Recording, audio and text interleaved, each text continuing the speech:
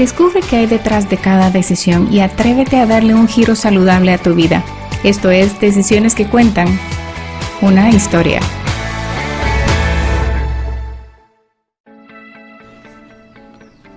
Hola amigos de Decisiones que Cuentan, soy Sharon Falconer, Health Coach y su anfitriona en este podcast.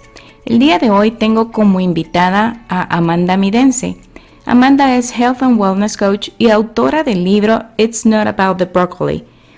Para escribir este libro, ella se sumergió en el mundo de la introspección por medio de la nutrición integrada. En su libro nos relata, por medio de su propia experiencia, que no se trata solo del brócoli y cómo se puede llevar a cabo un proceso holístico para sanar en todas las áreas de nuestra vida. Escuchemos la experiencia de Amanda.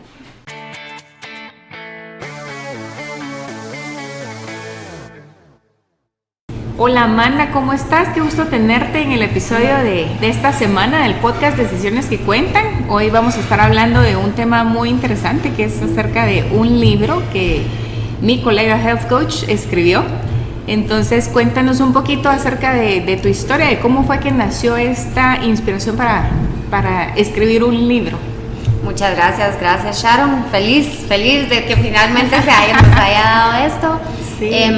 El libro surge a raíz de que cuando yo empecé a trabajar con clientes y empecé a trabajar a distancia específicamente con algunos, me decían que yo no les daba suficiente de vegetales en su dieta y que ese era el problema del por qué no bajaban de peso.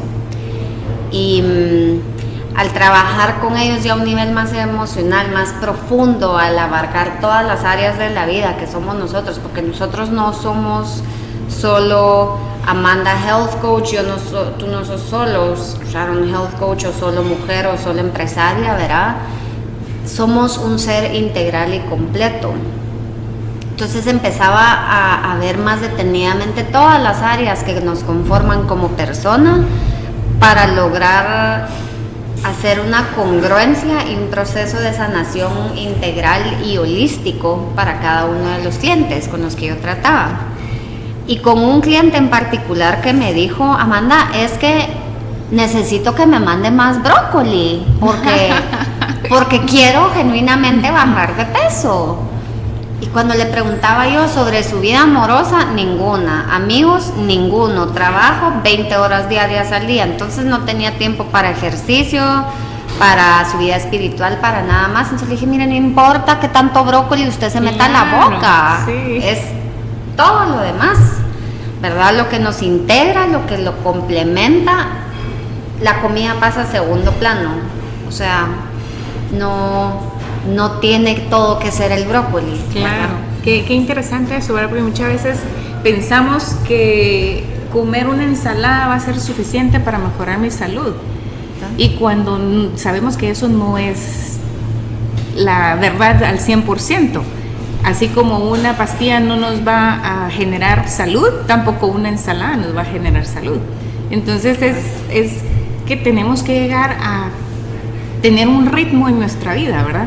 Saber qué cosas son las que me están afectando a nivel emocional, a nivel intelectual, a nivel relacional y también qué calidad de comida es la que estamos teniendo. Entonces eso es lo que hace el todo.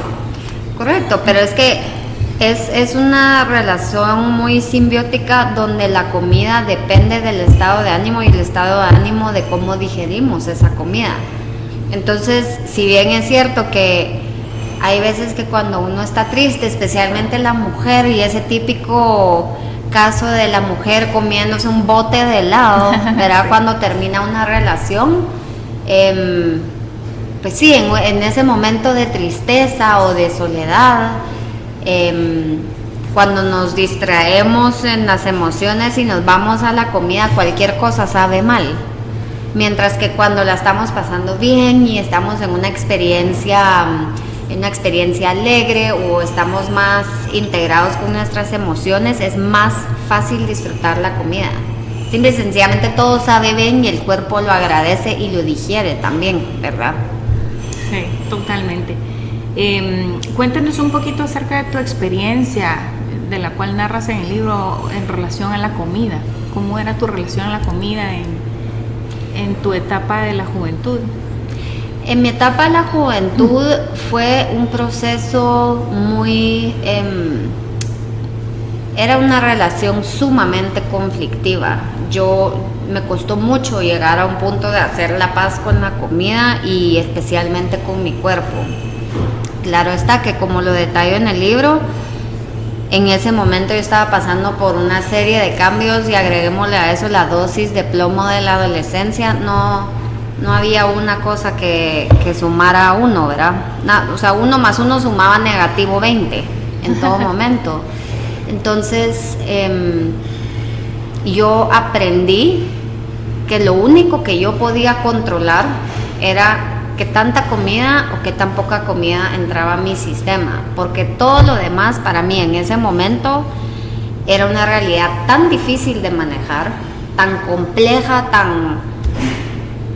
la verdad que tan difícil de entender para un adolescente o para una niña, que yo decía, ok, bueno, no puedo controlar qué le está pasando a mi papá, qué le está pasando a mi mamá, la enfermedad en la familia, temas económicos en la familia. Bueno, yo no puedo hacer nada de eso, pero lo que sí puedo controlar es si como hoy, si no como hoy, puedo controlar cómo se va a ver mi cuerpo. Eso sí lo puedo controlar. Y como mi cuerpo, aprendí yo en la adolescencia, es una herramienta de manipulación para los hombres, pues entonces es un gana-gana. Se volvió una relación sumamente difícil y, o sea, resultado obvio de mis propios conflictos emocionales, donde yo decía, es que yo ya no quiero, o sea, ni quiero comer, no tenía hambre de vida. Yo en ese momento estaba pasando por un momento muy difícil y pues más adelante pues fue un proceso que me tomó años llegar al punto de conciliación y donde yo dije, ok, hagamos las paces con mi cuerpo, me perdono, ¿verdad? Y reconozco que este es un camino de sanación y del día a día, porque al final de cuentas fue una relación muy dolorosa de años, ¿verdad? ¿Qué posición tienes tú en tu familia con relación a tus hermanas? Yo soy la más pequeña de 4. De 4, la más pequeña de 4. ¿Esto crees tú que tuvo que ver en relación a cómo te sentías emocionalmente durante ese periodo? No, yo creo que la posición de ser la más chiquita no influyó, pero ciertamente los cambios que estaban pasando por ese momento dejaba una resaca emocional en cada uno de nosotros muy diferente. Cada uno de nosotros percibió la realidad a su manera, ¿verdad? Entonces yo tuve una infancia quizás donde yo era más cuidada por mi hermana que por mis papás en algunos momentos, ¿verdad? Por las circunstancias que se dieron, claro está, pero en cuanto a mi relación a la comida, no, eso no fue lo que afectó. Eran más las circunstancias, ¿verdad? Externas. ¿Y esta relación con la comida, qué decisiones te hizo tomar? Durante mucho tiempo acudí a la anorexia. Empecé restringiendo comida por completo sin ponerle un nombre, ¿verdad? Porque yo no lo planifiqué. Simple y sencillamente llegué a un punto donde, como te digo, yo ya no quería nada. Yo ya no tenía hambre, ni sed, ni mucho. Yo solo quería pasar el día y vivir con lo mínimo. Y era tan abrumador el proceso de la enfermedad de mi mamá y tan cargado emocionalmente para todos que durante mucho tiempo me sirvió el no comer, porque yo me sentía en control de mí misma. Cuando empecé a levantar sospecha en todo el mundo y y especialmente mis familiares más cercanos notaban el cambio en mi cuerpo y notaban el cambio en mi aspecto físico, pues para disfrazarlos y como ahuyentarlos un poquito de la realidad, empecé a tratar de comer otra vez. Cuando empezaron como que todos en mi familia a notar el cambio físico, acudí a la bulimia, que fue otra herramienta pues fácil de usar, entre comillas, ¿verdad? Igualmente yo no abordaba el tema con nadie, no estaba dispuesta ni abierta ni era capaz en ese momento de ponerle un nombre a lo que yo estaba haciendo o por lo que yo estaba pasando. Y cuando sí fue muy evidente lo que estaba pasando y ya estaba afectando a nivel escolar todo, ¿verdad? Pues mi mamá le llamaron la atención y ella nunca abordó el tema conmigo, nunca me preguntó ¿qué pasa? ¿Qué pasa? ¿Es cierto lo que me están diciendo? Me mandaron a llamar. Yo porque encontré el folleto donde decía mi hija tiene un trastorno alimenticio y qué hacer al respecto. Pero yo dije, ahí sí ya me cacharon, voy a tener que parar. ¿Qué voy a hacer? Ya perdí el control. ¿Qué voy a hacer ahora? ¿Cómo voy yo a manejar la comida ahora en adelante? Y fue una idea tan aterradora para mí que la terapia fue absolutamente indispensable hasta ese momento. Y como te digo, fueron años de esa relación tormentosa con la comida, donde yo no le podía encontrar pies y cabeza a cómo entablar yo una relación sana con la comida y con mi cuerpo, cómo querer a mi cuerpo. Realmente me costó años. O sea, tú estabas consciente de que lo que estabas haciendo no estaba bien. Sí. Sin embargo, lo seguías haciendo por la forma en que te sentías con tu cuerpo o por las situaciones las circunstancias con tu familia. ¿O qué crees que haya sido el detonante que te llevó a tomar esas decisiones en relación a la comida? El detonante, y es que me acuerdo del momento donde dije, ajá, entonces adicional a todo lo demás que está pasando, me están diciendo que estoy gorda, me están juzgando por mi cuerpo.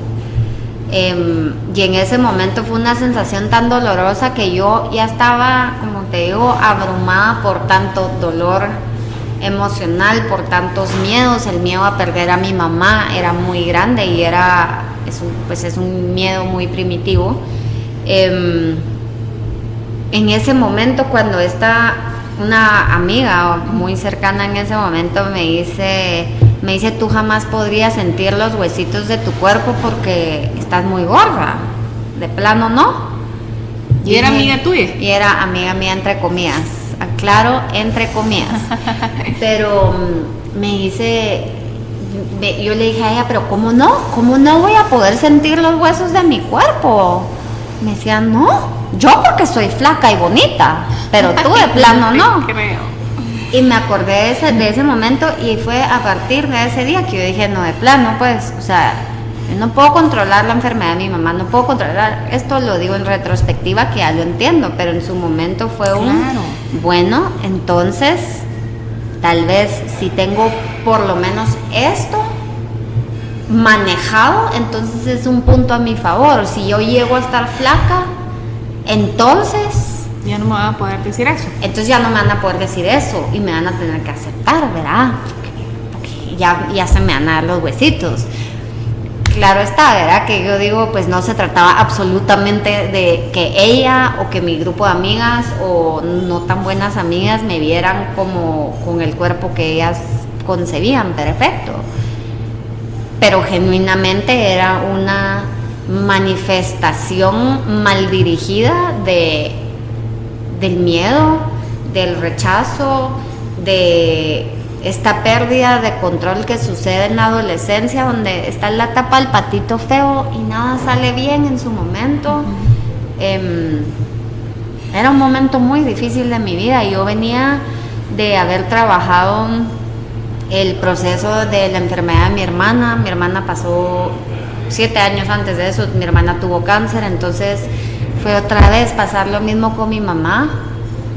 Y pues sí, yo creo que... ¿Tu hermana mayor? Mi hermana mayor, la mayor. A los 15 años ella tuvo cáncer y yo tenía 8 años cuando esto pasó. ¿Sobrevivió el cáncer? Sí, gracias a Dios ya tiene 25 años en remisión, pero regresar a eso con mi mamá y que nadie habla, en mi familia no había esa comunicación clara, y como en ese momento sí impacta el hecho de que yo era la más chiquita de 4, ¿verdad? Porque obviamente nadie me cuenta a mí las cosas porque estoy muy chiquita y no lo puedo manejar, pero sí, en ese momento la relación con la comida era lo más, entre comillas, estable que yo tenía en mi vida, lo único. ¿Y cuál es la razón por la que tú piensas que tu mamá no quiso abordar el tema contigo? ¿Por qué crees que a pesar de que estaba el folleto ahí, no se tocó el tema?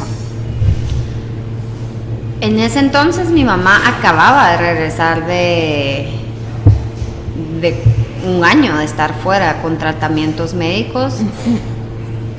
Y creo que era muy difícil para ella sentarse a abordar un tema adicional a todo el año que ella había estado fuera y que estuvo entre comillas ausente, que no pudo estar ahí, aunque ella quería estar ahí, ella no pudo estar ahí para muchas cosas.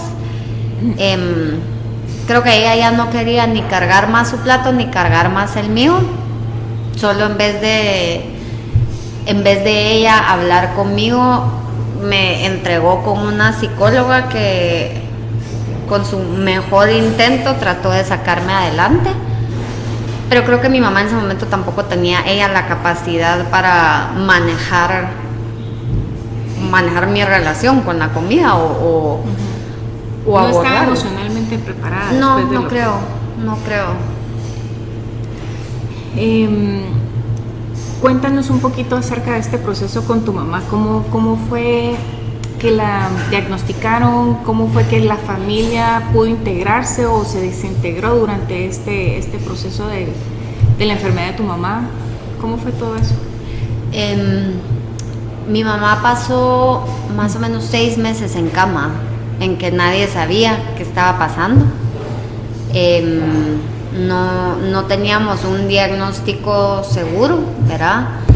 Y después de muchos meses de mucho dolor, decidieron probar otra opinión médica, llevársela a Estados Unidos a probar, ¿verdad? Y una vez mi mamá se fue, yo entendí, ok, entonces ahorita yo ya puedo parrandear. Yo me desentendí, me disocié por completo de este proceso de que ante toda mi familia todos tenían mucho miedo y eran capaces de verbalizarlo, yo no. Yo entendí, este es el momento que voy a aprovechar para yo empezar a salir a parrandear, nadie me va a decir a qué hora puedo entrar, nadie me va a poner límites, voy a ser libre. Eso es lo que yo pensé. La idea de que yo iba a perder a mi mamá estaba ahí. Yo sabía que ahí estaba escondida en lo más lejano de mi mente, porque yo eso fue lo que escogí hacer, esconderla un poquito. Y entonces empecé a tomar licor. Yo empecé a tomar licor a una edad muy corta, de hecho, pero en ese momento fue que yo dije, bueno, acá está mi mejor aliado. Y a eso era como una ruta de escape. Era la ruta de escape perfecta, porque yo era una adolescente de 14 años, sin un adulto que le dijera qué hacer y qué no hacer, con libertad absoluta para salir los días que yo quisiera, con amigos mucho más grandes que yo, que me pagaban las bebidas alcohólicas que yo quisiera. Para un adolescente en problemas, pues es el antídoto perfecto, ¿verdad? Y cuando yo afronté la realidad de que sí podía perder a mi mamá, fue un shock absoluto. Cuando la vi por primera vez después de meses de no verla, ya mi mamá ya no tenía pelo, se le estaba empezando a caer y había empezado con tratamientos muy agresivos de quimioterapia y entre otros en Estados Unidos. Y cuando la vi, mi mamá ya no podía caminar sola. Mi mamá, esta mujer fuerte, segura, sólida, que para mí era el ancla de mi familia extendida y de mi familia, que yo siempre la vi como, o sea, esta grandeza de mujer, ¿verdad? Se había encogido y se había vuelto un simple mortal, una simple humana, vulnerable y expuesta, y eso a mí me destruyó. Me impactó. La vi, estuve con ella 2 meses y cuando me regresé otra vez me descarrilé por completo. Siempre, como te digo, manteniendo muy presente que yo no estaba dispuesta a perder el control de absolutamente nada. Entonces tenía en cuenta de que o tomaba o comía, porque liquid calories, ¿verdad? Entonces, sí, el alcohol mezclado con... Era una contradicción absoluta, porque el alcohol me desinhibía y me hacía perder el control, pero lo último que yo quería era perder el control. Y definitivamente la enfermedad de mi mamá, el proceso tan largo que fueron 6 años hasta su muerte. Qué valiente tu mamá, qué fuerte pasar por toda esa... Sí, muy, muy valiente, un trasplante de médula, años y años. ¿Dónde tenía cáncer ella?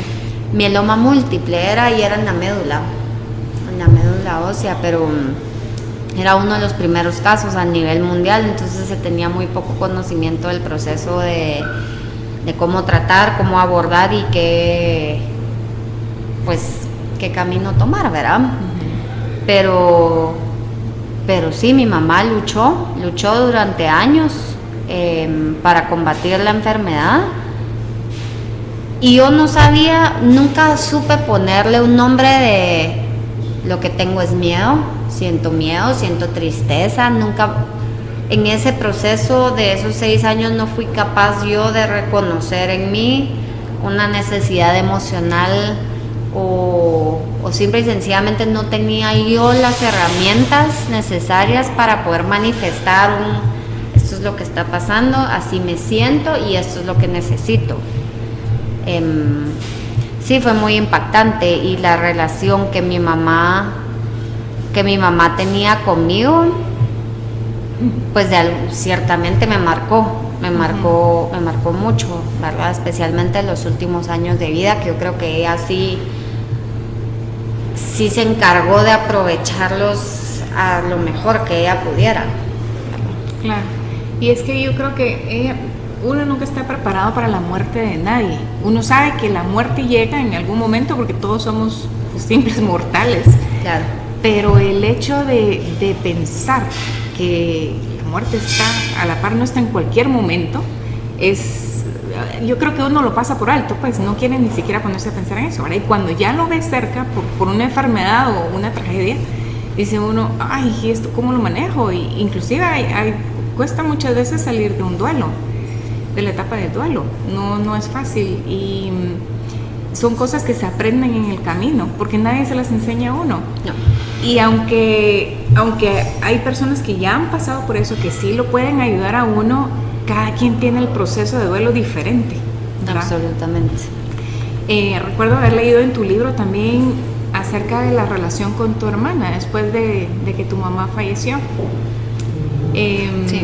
Que habían tenido una relación algo complicada antes, pero que la muerte de tu mamá como que ayudó a que se pudieran comunicar y pudieran otra vez entablar una relación que no existía antes. ¿Nos puedes hablar un poquito de esto? Sí, yo creo que el catalizador de la mejora de relación con mi hermana fue la muerte de mi mamá, porque a raíz de eso nos dimos cuenta, bueno, pues acá nos tenemos los unos a los otros, y de ahí para adelante pues no hay más. Al final de cuentas pues somos mis hermanos y en ese entonces mi papá y yo. Y como un adolescente en ese momento, como te digo, me costaba mucho verbalizar lo que sentía, me costaba mucho ser vulnerable y ser asertiva con mis hermanas. Imposible. Yo nunca lloré con mis hermanas la muerte de mi mamá hasta mucho tiempo después, ¿verdad? Y recuerdo que en esa ocasión nos habíamos ido de parranda, de hecho un fin de semana tras la muerte de mi mamá, y esa fue la primera vez de que hablamos con mi hermana. Teníamos una relación muy superficial, pero en ese momento creo que las dos nos dimos cuenta, ya con los tragos, que las dos nos sentíamos exactamente igual, solo no sabíamos cómo ponerlo en palabras en un estado completo de sobriedad. El alcohol y el luto fueron los catalizadores de todo esto, pero simple y sencillamente creo que fue en ese momento la única manera que encontramos de poder manifestar una necesidad muy real de caminemos juntas en este proceso tan doloroso para las dos, porque eso es lo que nos queda. Eso es lo que nos queda, y de hecho a la fecha de hoy esa misma realización sigue siendo cierta. Nos tenemos los unos a los otros, y tras la muerte de mi papá, incluso de hace 4 años para acá, pues nos hemos unido mucho más los cuatro.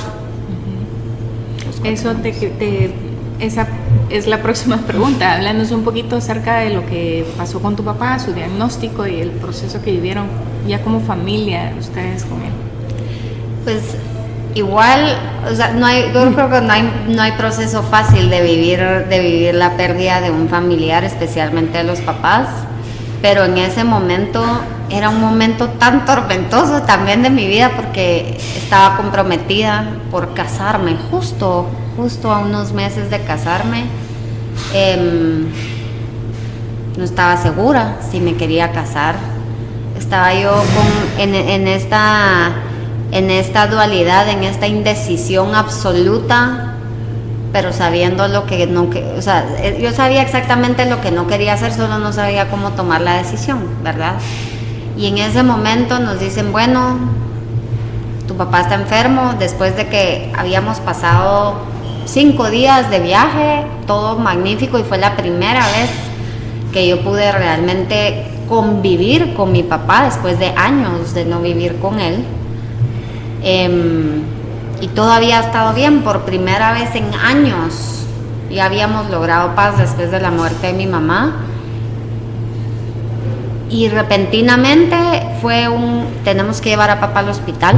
Papá no está bien, nos vamos a ir al hospital, y en cuestión de 2 días ya teníamos el diagnóstico: o cáncer terminal o cirrosis causada por alcoholismo. Cualquiera que fuera las dos era un diagnóstico terminal, y al final de cuentas era cuestión de tiempo. Yo con la idea de mi pobre papá no se va a ir de este mundo sin verme a mí, entre comillas, completa y con una pareja casada, me voy a casar. Entre todo este torbellino donde mi hermana, una estaba con su esposo siendo operado a corazón abierto, la otra estaba con un embarazo de alto riesgo, mi hermano estaba enfrentando sus propios demonios, y yo decía, viva la flor, yo me voy a casar de cualquier manera porque necesito darle esta certidumbre a mi papá. Me casé. Mi papá no pudo acompañarme en la recepción, ni mucho menos darme el primer y último baile, porque no aguantó. Y 2 semanas después de mi boda, mi papá murió. No estaba mi hermana en Guatemala, porque seguía con su esposo recibiendo un tratamiento médico muy extenso y sumamente delicado, y nuevamente eso despertó en mí al instante esa chispa de otra vez estoy acá en este punto de mi vida donde no tengo nada bajo mi control. Yo no puedo controlar nada de lo que está pasando. Otra vez, ¿qué está pasando? Regresé a esto. Y ese sentimiento de yo no puedo controlar nada más que lo que entra y lo que no entra en mi boca. Entonces me voy a adueñar de eso, porque en este momento eso es lo único que yo me siento suficientemente capaz de manejar. Pero ya consciente, ya era mucho más consciente la decisión, y yo no era feliz, no me sentía feliz con la decisión que había tomado. Yo estaba muy consciente que había sido una traición muy grande hacia mí misma, hacia mi integridad como mujer, hacia mi integridad como un ser independiente.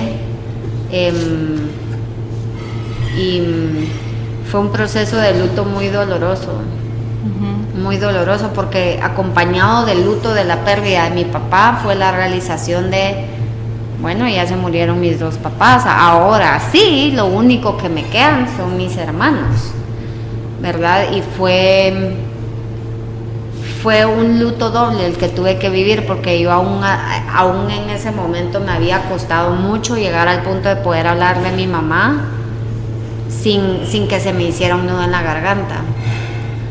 Entonces, como te digo, fue regresar a ese momento de, bueno, controlemos la comida. Me escondo en el baño y atracones y vomito, o dejo de comer, ¿verdad?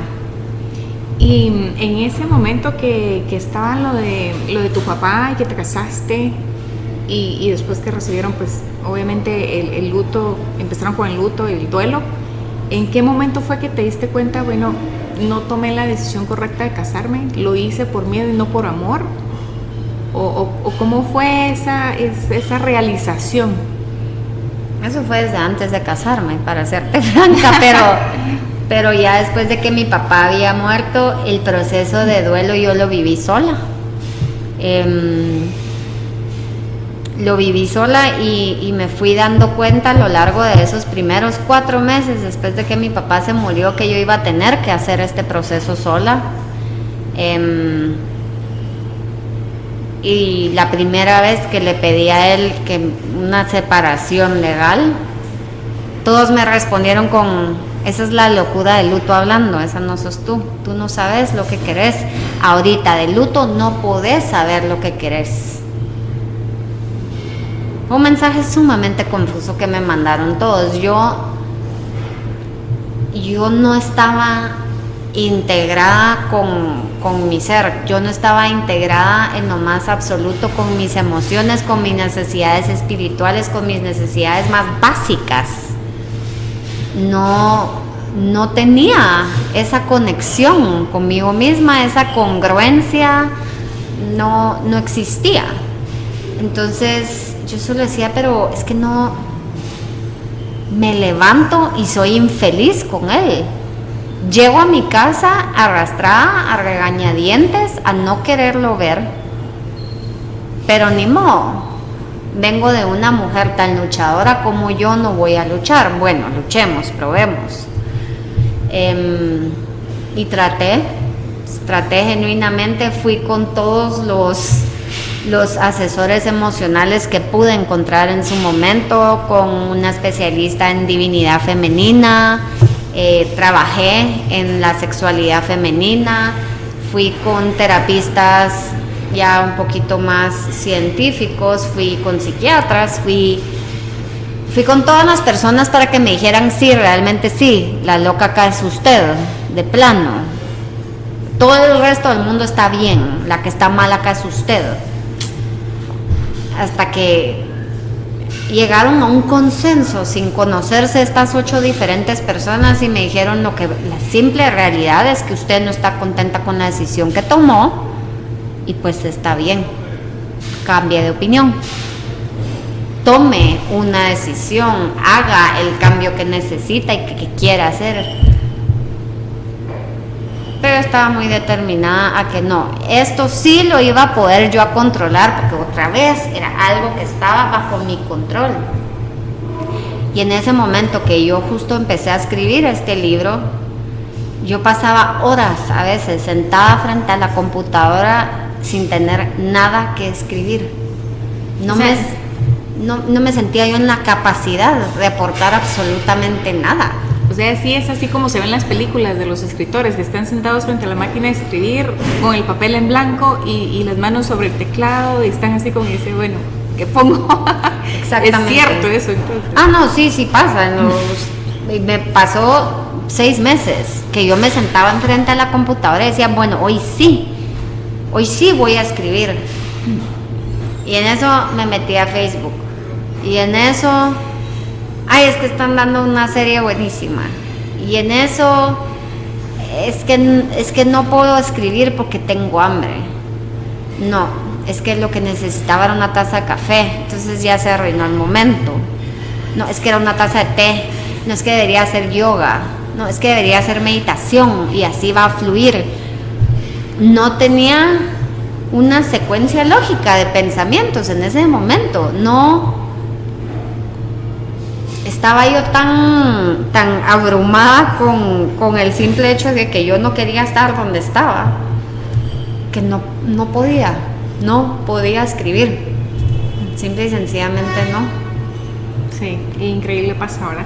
Y es que recuerdo que en tu libro hay un capítulo que se llama Stay in the Love y que básicamente consiste en que las decisiones se hagan por amor y no por miedo. No por miedo voy a hacer esto, no por miedo voy a hacer lo otro. Y eso fue precisamente lo que hiciste con la decisión de casarte, ¿verdad? Correcto. Miedo por decepcionar a tu papá y ver que de repente tú todavía no te habías casado. O sea, no fue una decisión tomada con amor, No. sino a través del miedo.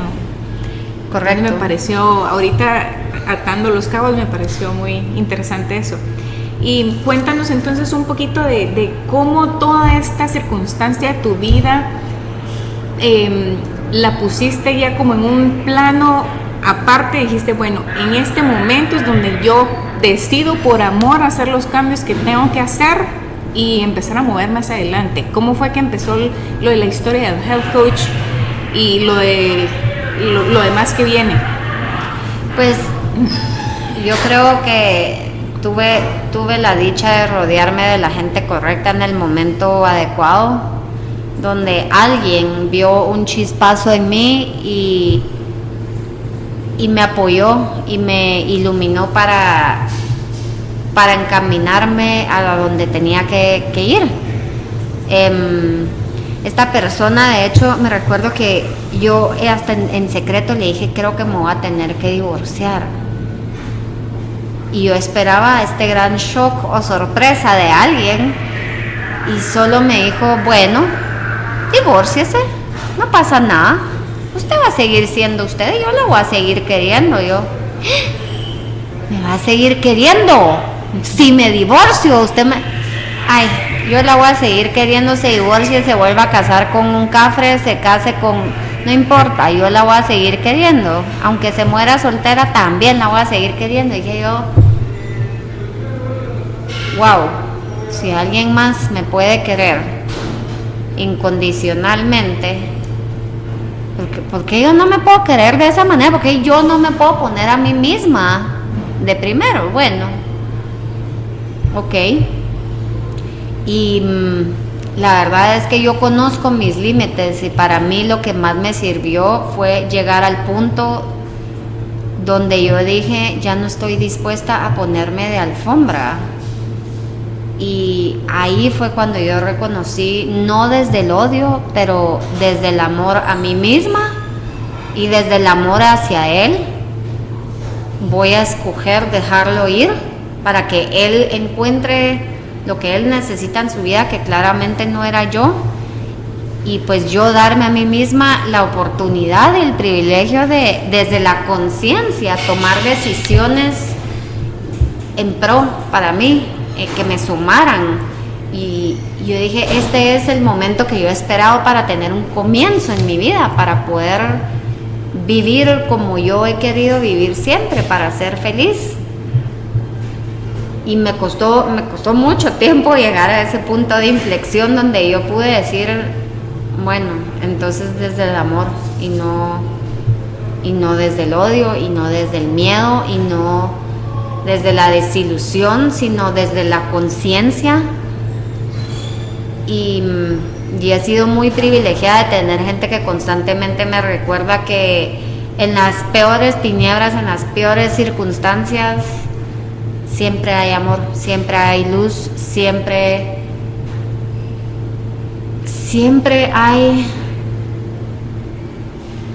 hay amor detrás de todo, y siempre hay esperanza, sí. Eso es lo que aprendí, y en los últimos casi 3 años esa ha sido la constante en mi vida. Siempre hay amor detrás de todo,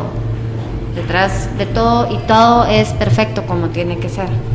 Sí, y tú sabes que eso es básicamente cuando uno no se quiere a uno mismo, cuando uno no tiene ese amor para uno mismo, uno no puede dar amor porque no lo tienes tú. Correcto. No puedes dar algo que no tienes.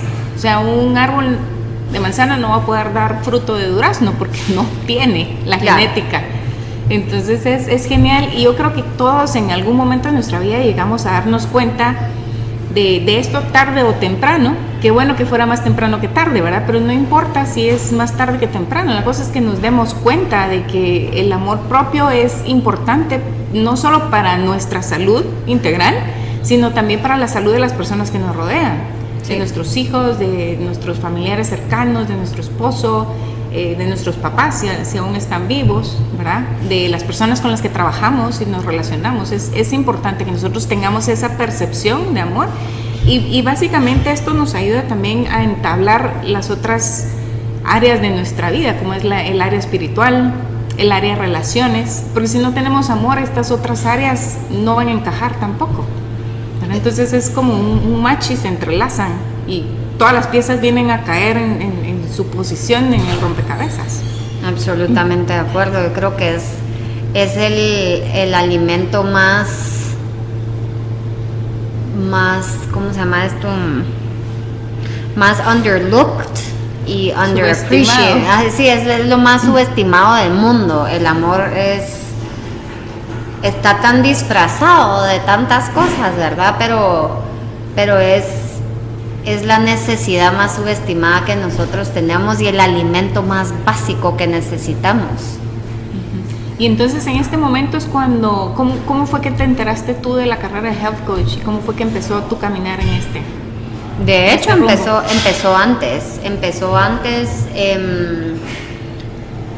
si no estoy mal, 2 años antes de todo esto. Empezó en 2014, 2013, 2014, y yo empecé a buscar más información porque lo que me llamó la atención de uno de los anuncios de IIN fue que decían aprender a relacionarse con la comida de una manera diferente, y yo dije, ve, o sea, sí hay información. Sí hay información al respecto. Yo puedo aprender a relacionarme con la comida. O sea, realmente existe este problema en el mundo. Tal vez yo no soy la única. Qué curioso, pues. Qué curioso que alguien me pueda enseñar, que no soy yo, que no es un psiquiatra y que no es un psicólogo, que ya lo he oído todo. Alguien me puede enseñar de una forma más amorosa qué puedo hacer. Alguien me puede iluminar el camino desde otra perspectiva. Y cuando me metí en todo el rollo de health coaching y me rodeé de las personas que quieren exactamente, o sea, que estábamos buscando lo mismo, estábamos en el mismo campo energético, que estábamos en la misma sintonía, con el mismo lenguaje, que nos entendíamos a la perfección. Yo encontré una parte muy grande de mí en ese proceso. Cuando me fui a la primer convención, yo nunca había sentido tanta emoción, yo nunca había sido capaz de sentir tanto éxtasis sin la necesidad del alcohol. Esa es la verdad. No había una sola droga en mi sistema. No había, el high era natural y era orgánico y era la expresión máxima de felicidad y de agradecimiento y de amor puro. Todos estábamos ahí sintiendo esta felicidad absoluta. Era una energía tan linda, tan positiva. Y lo que más recuerdo de esa convención fue que una mujer se subió al escenario y dijo: acabo de escribir mi primer libro y estoy segura que me va a ir bien. Yo dije: ala, yo quiero ser así cuando sea grande. Yo quiero publicar un libro algún día y quiero que haya una persona en la calle que me diga: ala, tú escribiste un libro. Yo decía: pero ala, qué chosa, qué chilero. Y entonces sí hay gente mortal como yo que lo logra hacer. Esto no solo pasa en las películas. Y fue cuando yo sentí que el mundo estaba a mis pies y que no tenía la necesidad de controlar absolutamente todo, que era capaz de soltar las cosas.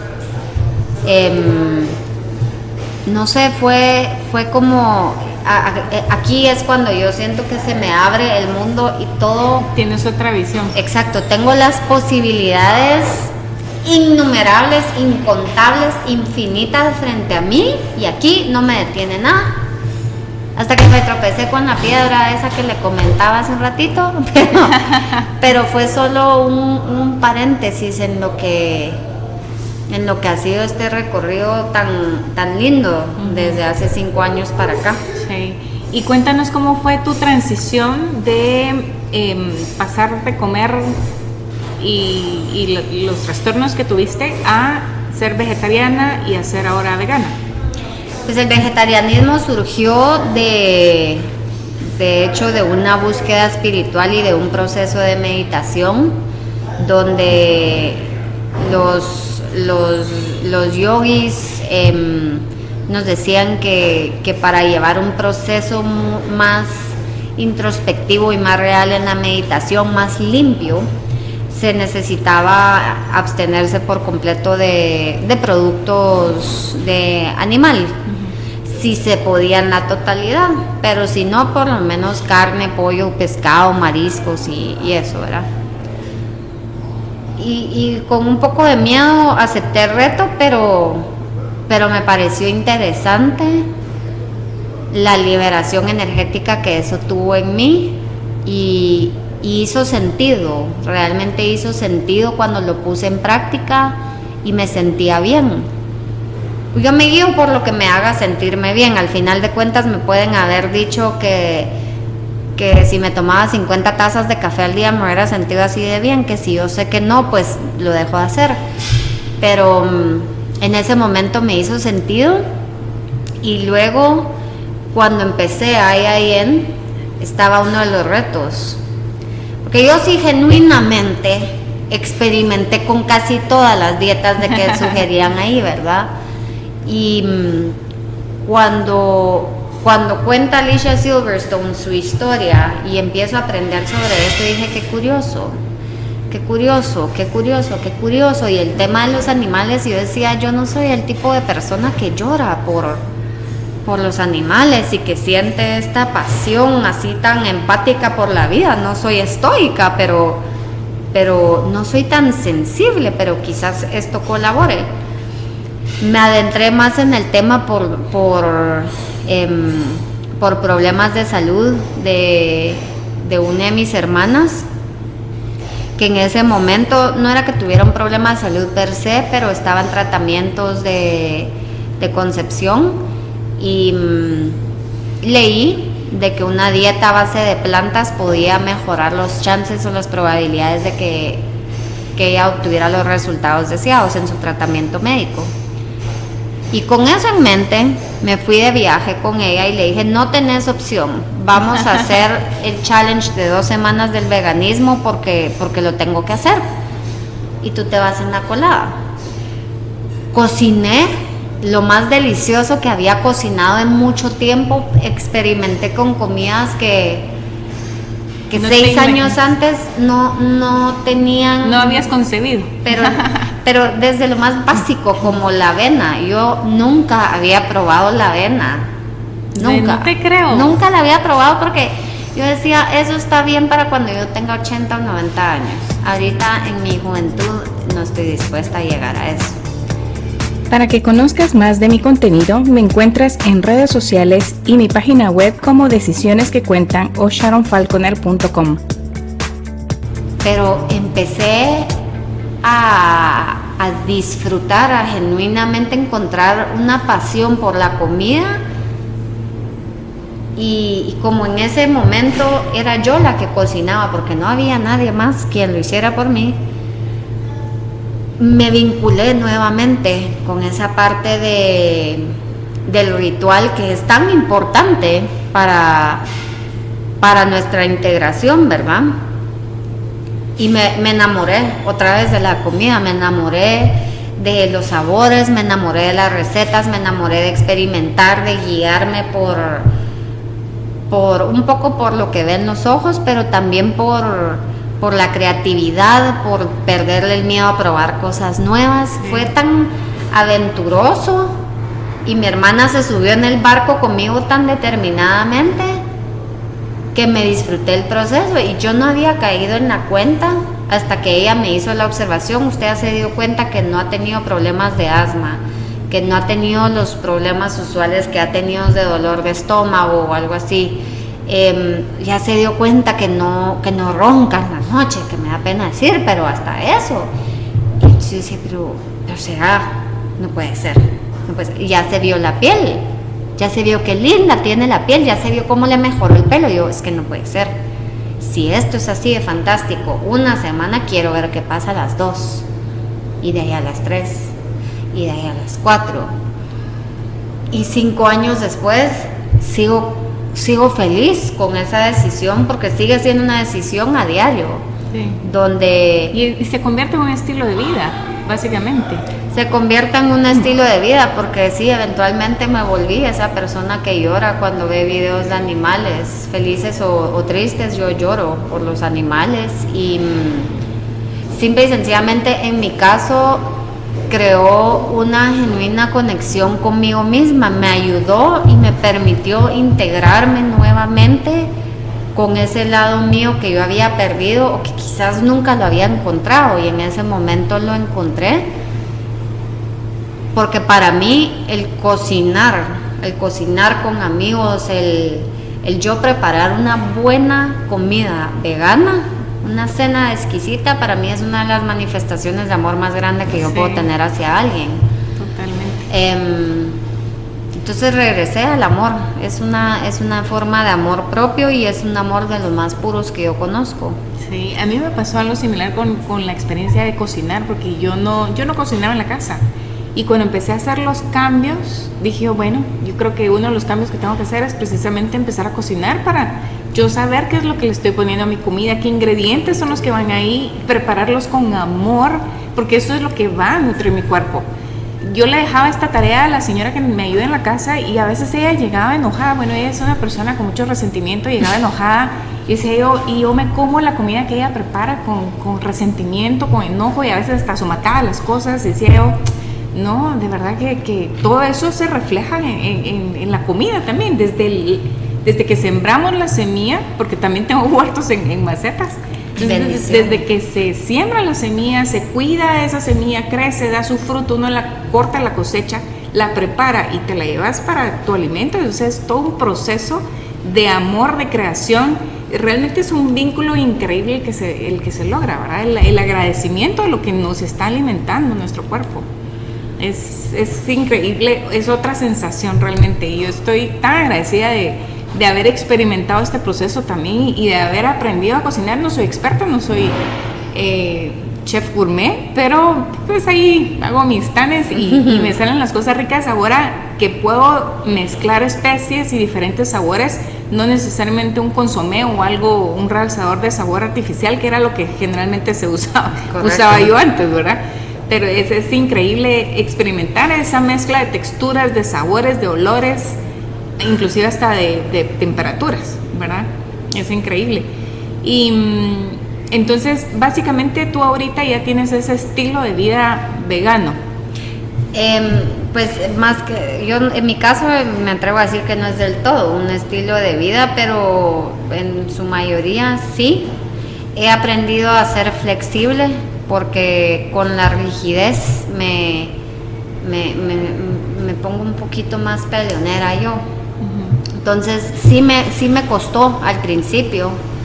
En reuniones sociales particularmente, donde genuinamente mis pobres amigos sufrían y pasaban un tanto de ataques de ansiedad de que qué complicado, no tengo nada que darte, y como no hay tanta información, ¿verdad? Ahorita quizás la hay más, pero me decían, mira, te preparé esto, solo tiene un poquito de consomé, o solo tiene un poquito de queso, mantequilla, o mira, estaba con el pollo pero le quité el pollo, ¿verdad? Entonces sí aprendí a ser flexible, reconociendo entre mis límites de lo que yo sé que me suma, sin el enfocarme en no quiero, no puedo, es más el ¿me va a sumar o no?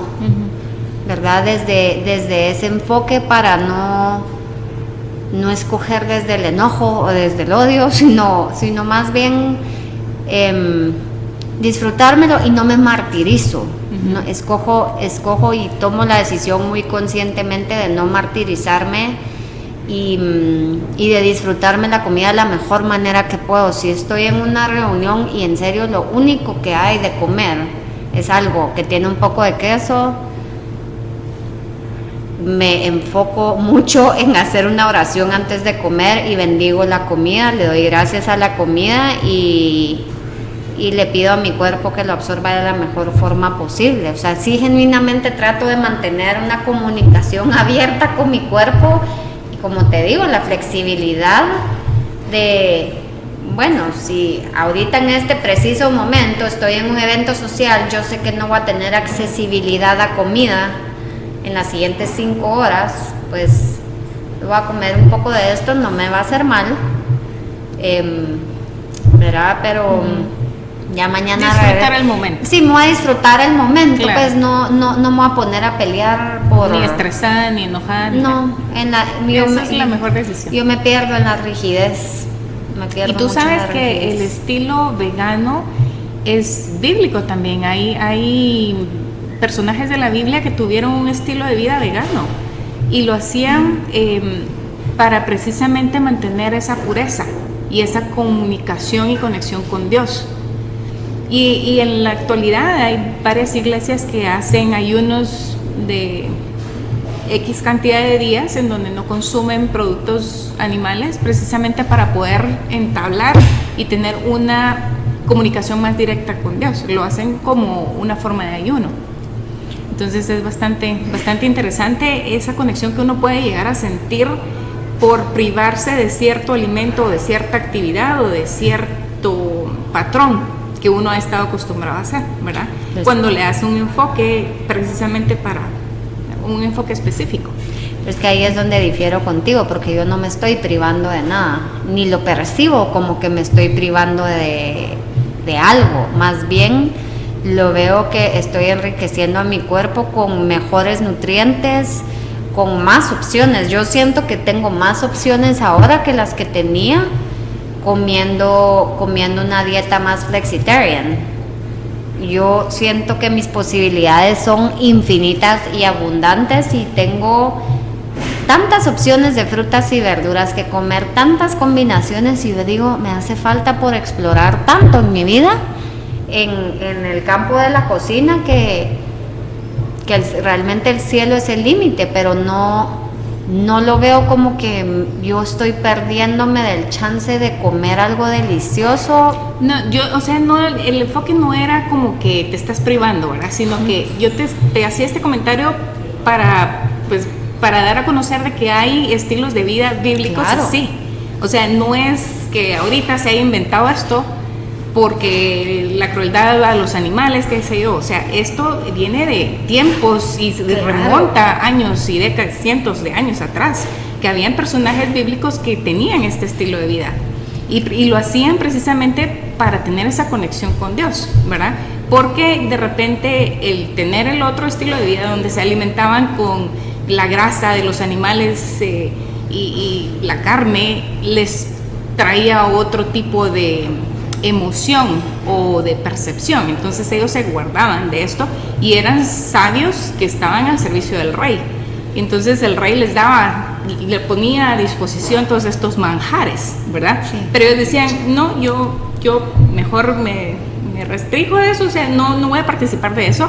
Y eran de los sabios más sabios que tenía el rey. Entonces en esos momentos llegaban a consultar a estas personas que evitaban este tipo de alimentación. El rey obviamente no estaba consciente de eso. No le interesaba semejante sabiduría, pero no estaba consciente de que ellos tenían este tipo de dieta, porque pues obviamente decía, bueno, si el rey se entera que ustedes no están comiendo eso, me va a regañar a mí. Él le decía al chef de la cocina, me va a regañar a mí, entonces ¿yo qué voy a hacer? Y él le dijo, mire, no se preocupe que él ni se va a enterar, ¿verdad? Porque efectivamente ellos gozaban de muy buena salud. Pues en mi caso yo sí doy fe y testimonio absoluto que la conexión a nivel espiritual mejora en lo más absoluto. Y de hecho yo he usado mucho estas dietas como un proceso de experimentación. Yo con todo experimento, mi vida realmente es un experimento absoluto. Pero yo decía, a ver si tienes razón. Yo he meditado con una dieta flexitaria, he meditado con una dieta vegetariana. Quiero ver si realmente hace la diferencia en una dieta vegana. Y el silencio de ese white noise que a veces puede existir era tan absoluto y tan real, es que era tan palpable. Y los beneficios es que siguen, los sigo viendo y los sigo viendo y los sigo viendo. Alguien me decía, pero mira, es que has de tener una deficiencia de proteína. Esa es la frase célebre de un no vegano. Has de tener deficiencia de proteína, o ¿qué haces para comer proteína si no comes animal?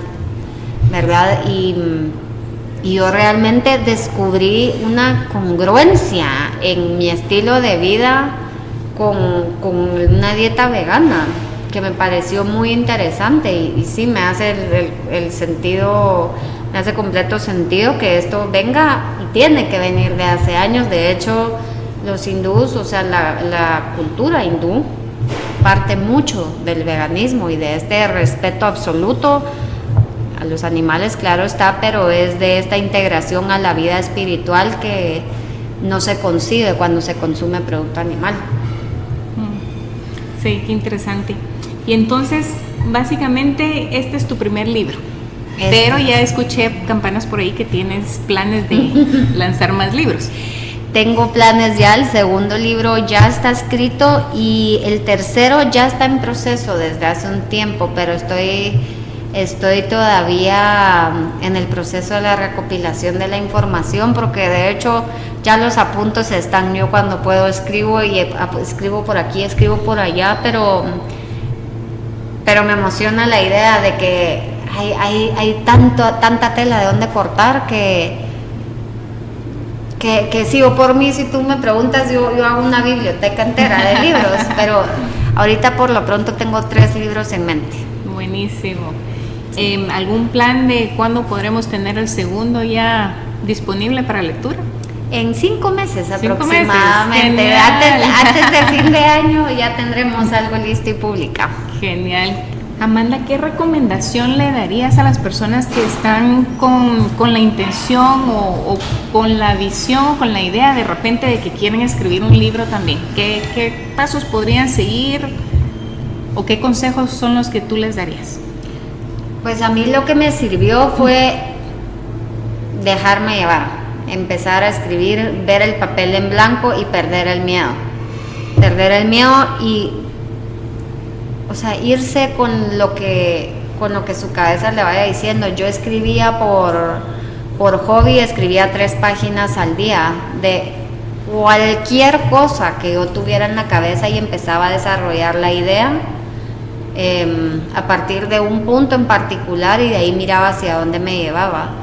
Pero si hay un tema en particular que alguien ya sabe, que quiere abordar, pero no sabe realmente cómo, creo que solo es desde el ¿por qué quiero escribir esto?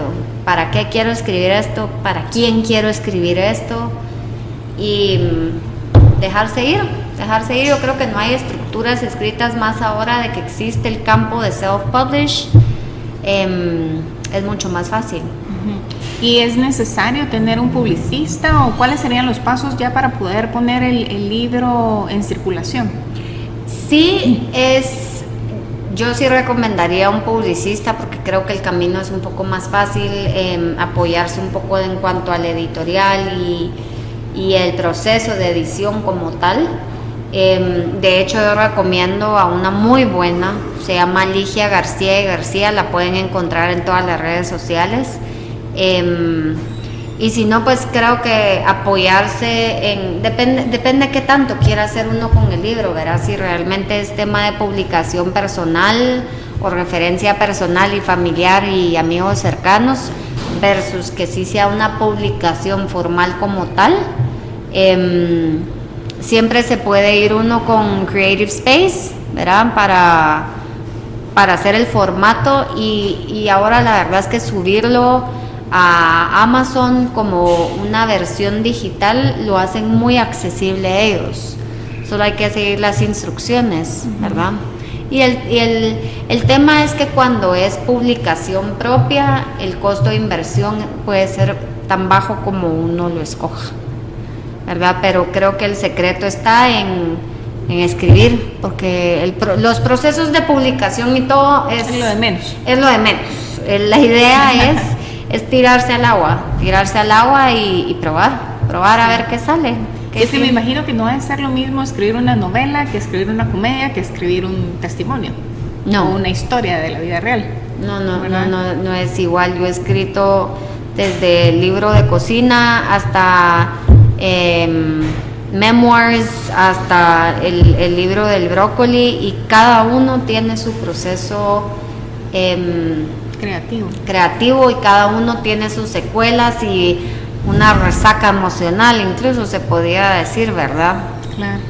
Pero media vez uno tenga la intención, creo que lo que más vale es tirarse al agua y ver qué sale.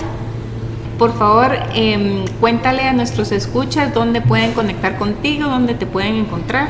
Claro que sí. En Instagram estoy como My Pure and Simple Life. Esa es la forma más fácil de conseguirme. Me pueden DM ahí directamente, o por medio de Facebook también estoy igual bajo el mismo nombre, My Pure and Simple Life, o a mi cuenta personal, pero esta es la forma más fácil de accesarme, y pues ahí me pueden seguir. Excelente. ¿Tu libro cómo lo quieren?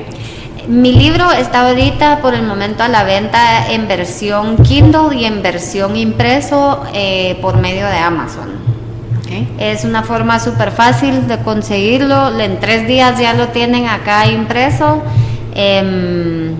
Y yo feliz de seguir cubriendo este tema que tanto me encanta, y gracias por la invitación. Llevamos meses en espera. Sí. El libro se llama It's Not About the Broccoli, de Amanda Midense. Actualmente solo está en inglés. Actualmente este libro sí está solo en inglés, pero los siguientes ya vienen con traducción español, inglés y francés tal vez. El libro de It's Not About the Broccoli es básicamente una compilación de sucesos de la vida de Amanda, súper interesante. Se los recomiendo leerlo, es una lectura bastante fácil, se lo termina uno rapidísimo, y yo estoy segura que van a aprender mucho y se van a lograr relacionar con algunos de los temas que toca Amanda, porque realmente una salud no se trata solo del brócoli. Así es. Amanda, cuéntanos por favor, la pregunta final que le hago a todos mis invitados es que ¿qué es lo que te gustaría dejar de legado a las personas que se han logrado relacionar contigo, que te han llegado a conocer en algún momento? Que el amor es todo. El amor lo puede todo. El amor es absolutamente todo, y yo creo que desde ahí podemos llegar a tomar las mejores decisiones y llegar a crear una verdadera conexión con nosotros mismos. Excelente, muy lindo. Muchas gracias, Amanda, por tu tiempo y por tu historia. Gracias. Adiós.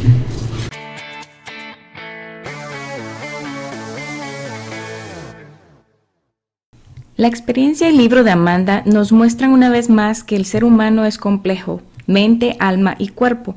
Los 3 elementos son necesarios para una vida armoniosa. Los trastornos alimenticios pueden estar relacionados con situaciones estresantes, sentir la necesidad de ser perfecto o estar en control. Algunas personas pueden reaccionar a la manera en que su cuerpo cambia durante la pubertad y otras etapas de la vida. La sociedad y las imágenes de los medios también ponen mucha presión en las personas para tener cierta constitución. Pero recuerda que no estás solo. Dios ha creado al ser humano a su imagen y semejanza y por lo tanto eres especial. En el momento que logras conectar los 3 elementos, mente, alma y cuerpo, te sentirás completo. Para esto es necesario que te enfoques en el amor propio y no en las imágenes de mercadeo en las redes sociales e internet. Asiste a una iglesia, lee o escucha la Biblia, en donde encontrarás muchísimos consejos aplicables al día de hoy. Te recomiendo que empieces con los libros de Proverbios y Salmos. Rodéate de personas que sumen a tu vida y no que te roben energía con pensamientos y actitudes negativas y destructivas. Medita y ora, pero sobre todo, perdónate por el daño que te has hecho con algunas de las decisiones que tomaste. Recuerda que tú y solo tú eres el responsable de cambiar el curso de tu historia. El amor propio y cuidados que te permitas a ti mismo, el contacto con la naturaleza y el aire fresco, el meditar y orar para entablar una conversación con Dios, te ayudarán a superar las pruebas y etapas de estrés que estés viviendo. Utiliza tus sentidos sabiamente. Siempre habrá personas dispuestas a ayudarte, pero debes estar dispuesto a recibir ayuda. Recuerda que la decisión más importante es la que estás por tomar en este momento. Es hora de tomar decisiones que cuentan y contar tu historia. Hasta la próxima.